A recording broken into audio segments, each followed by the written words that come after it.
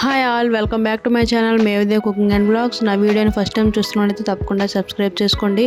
చాలామంది చూస్తున్నారు కానీ లైక్ అయితే కొట్టడం లేదండి. మీరు లైక్ చేయడం వల్ల మరికొందరికైతే నా వీడియోస్ రీచ్ అవుతాయి. చికెన్ కర్రీని టేస్టీగా అలాగే కొంచెం ఎక్కువ గ్రేవీతో రావాలంటే ఎలా చేయాలో ఈ వీడియోలో అయితే చూపిస్తానండి. ఈ కర్రీ చపాతీ, పుల్కా, ఇంకా పరోటా, పూరి ఇలాంటి వాటిలోకి అయితే చాలా బాగుంటుంది. రైస్లోకి అయితే ఇంకా బాగుంటుందండి. ఎలా చేసుకోవాలో ప్రాసెస్ అయితే ఇప్పుడు చూపిస్తానండి. స్కిప్ చేయకుండా అయితే చూడండి. ముందుగా చికెన్ని బాగా క్లీన్ చేసుకోవాలండి. తర్వాత మ్యారినేట్ చేసుకోవాలి చికెన్ని. దానికోసం కారం, పసుపు, నేను 2 స్పూన్ల కారం అలాగే కొంచెం పసుపు వేసుకున్నాను. అలాగే టేస్ట్కి సరిపడగా సాల్టు, అల్లం వెల్లుల్లి పేస్టు, అలాగే 1.5 కప్పు పెరుగు కూడా వేసుకున్నానండి. అలాగే ఒక హాఫ్ నిమ్మకాయను కూడా పిండుకున్నాను. తర్వాత చికెన్ మసాలా కూడా వేసుకొని బాగా కలుపుకోవాలి.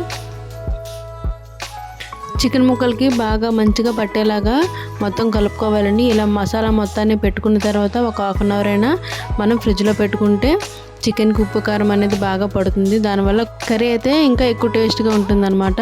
ఇలా బాగా కలుపుకోవాలి. తర్వాత దీనిపైన మూత పెట్టుకొని దీన్ని హాఫ్ అన్ అవర్ అయితే ఫ్రిడ్జ్లో పెట్టుకోవాలండి. తర్వాత స్టవ్ పైన ఒక కళాయి పెట్టుకొని అందులో ఆయిల్ వేసుకోవాలి.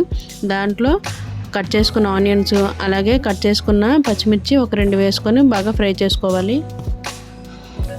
తర్వాత ఒక 4 జీడిపప్పు అలాగే ఒక 4 బాదం పప్పులు కూడా వేసుకొని వాటిని కూడా ఫ్రై చేసుకోవాలండి. ఇలా మొత్తం ఫ్రై అయిన తర్వాత ఇందులోకి ఒక 2 టమాటాలని చాప్ చేసుకొని వేసుకోవాలి. టమాటాలు కూడా బాగా ఫ్రై అయ్యేలాగా కలుపుకోవాలండి.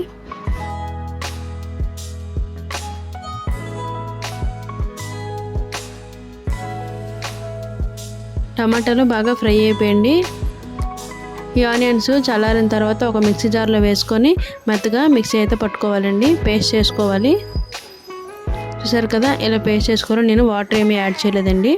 అదే కళాయిని స్టవ్ మీద పెట్టుకొని అందులో 1 స్పూన్ గీ వేసుకోవాలి. అలాగే 2 స్పూన్ల ఆయిల్ వేసుకోవాలి. ఇలా గీ వేసుకోవడం వల్ల చికెన్ కొంచెం స్మూత్గా అనిపిస్తుంది, టేస్ట్ అయితే బాగుంటుందండి. ఇప్పుడు ఆయిల్ హీట్ అయిన తర్వాత అందులోకి మనం పేస్ట్ చేసుకున్న ఆనియన్ పేస్ట్ని వేసుకోవాలి. ఆల్రెడీ ఫ్రై చేసిన ఆనియన్సే కాబట్టి కొంచెం సేపు మామూలుగా ఫ్రై చేసుకుంటే సరిపోతుందండి. ఎక్కువసేపు ఫ్రై చేయని అవసరం లేదు. ఇప్పుడు మూత పెట్టి మరికొంచెంసేపు అయితే ఫ్రై చేసుకోవాలి. ఆనియన్ పేస్ట్ మామూలు కూడా వేసుకోవచ్చండి, కానీ ఫ్రై చేసిన ఆనియన్స్ వేసుకుంటే ఇంకా టేస్ట్ అయితే బాగుంటుంది చికెన్కి. ఇప్పుడు ఫ్రై అయిపోయింది కదా, ఇందులోకి మనం ముందుగా మ్యారినేట్ చేసుకున్న చికెన్ వేసుకోవాలి.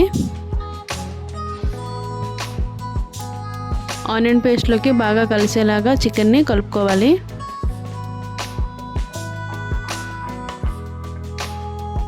ఇప్పుడు మూత పెట్టి కుక్ చేసుకోవాలి. చూసారు కదా, కొంచెం ఆయిల్ అయితే పైకి తేలింది కదా. ఇప్పుడు మరొకసారి కలుపుకొని మళ్ళీ మూత పెట్టి మళ్ళీ కుక్ చేసుకోవాలి.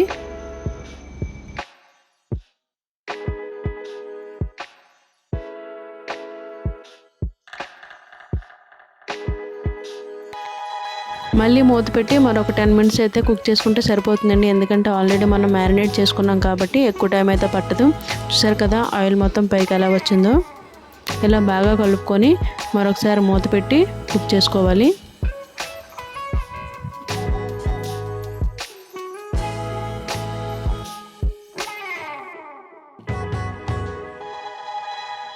చికెన్ అయితే కుక్ అయిపోయిందండి.